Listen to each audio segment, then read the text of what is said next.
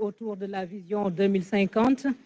Et après les présentations, nous allons à présent vous raconter le tout en son et en images, un film qui nous plonge dans l'agenda national de transformation Horizon 2050. Merci de suivre.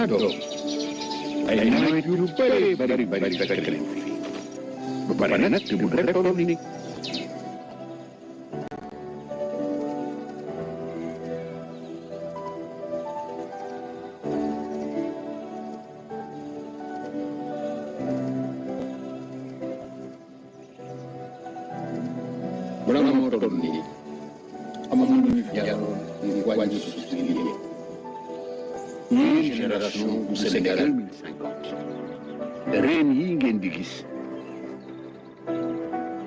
ñoo ko taxawal coppite réew bi ci lii la tënku yore nu sell te jaaru yoon su du woon loolu dara du taxaw gis ngeen dat bi mooy jëmmal lépp lu ñu taxawal ngir dëkkuwaay yu mucc ayib te sell dat wi nag li koy dëgëral mooy nit ñi góor ak jigéen rawatina nag yéen ndaw ñi suñu yaakaar ci yéen du dara lu dul fexe ngeen gis seen bopp ci réew mi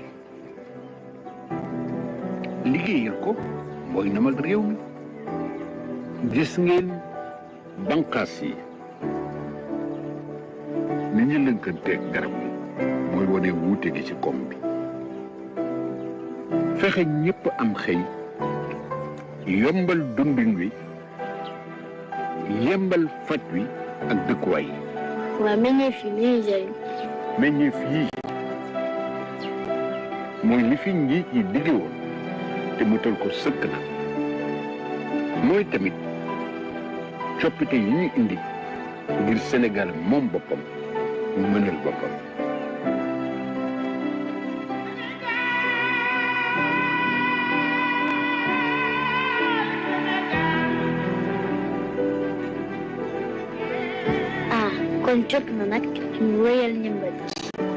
Aujourd'hui, nous semons les graines d'un Sénégal souverain, juste et prospère pour les générations futures. Si nous continuons à cultiver notre terre, nos idées et notre peuple, les fruits viendront toujours. Voilà notre vision pour 2050.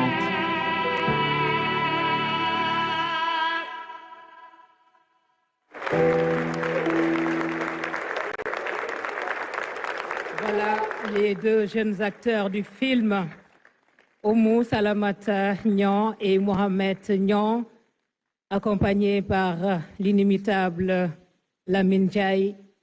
Les jeunes qui souhaite rendre hommage à son Excellence et à son épouse. Des bouquets de fleurs offerts en guise d'hommage et de reconnaissance.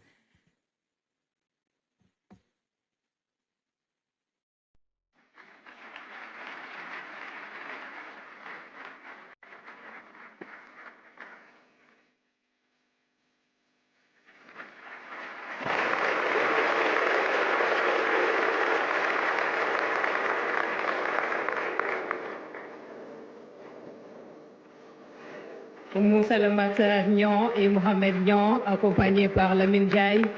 Merci beaucoup.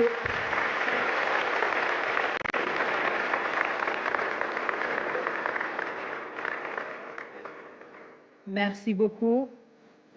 Excellence, Monsieur le Président de la République, avant de vous inviter à prononcer votre discours officiel, le travail que vous aviez commandé étant prêt, Monsieur le Premier ministre va vous remettre officiellement le document Sénégal Vision 2050 et nous allons inviter donc Monsieur le Premier ministre à nous rejoindre sur scène pour la remise officielle de ce document Sénégal Vision 2050.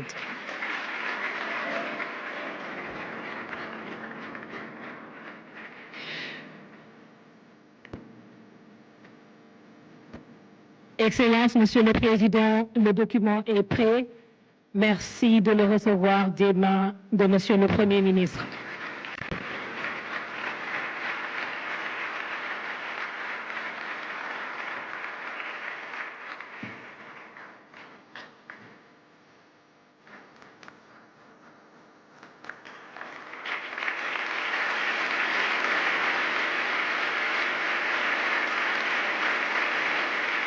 Merci. Merci beaucoup. Et nous allons à présent inviter son Excellence, Monsieur Bassirou Diomaye Diakhar Faye, à prononcer son discours officiel qui lance le référentiel, sa mise en œuvre. Merci donc de rester attentif au discours de son Excellence.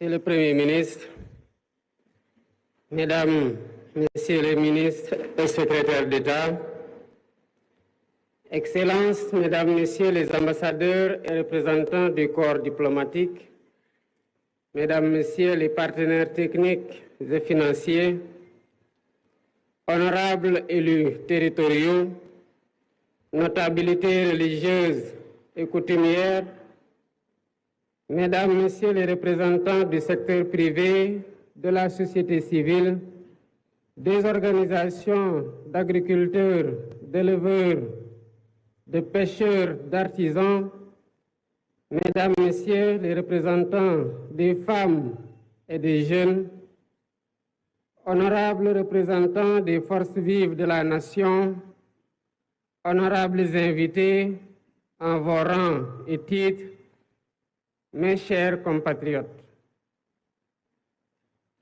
Je voudrais avant tout propos exprimer ma compassion et ma solidarité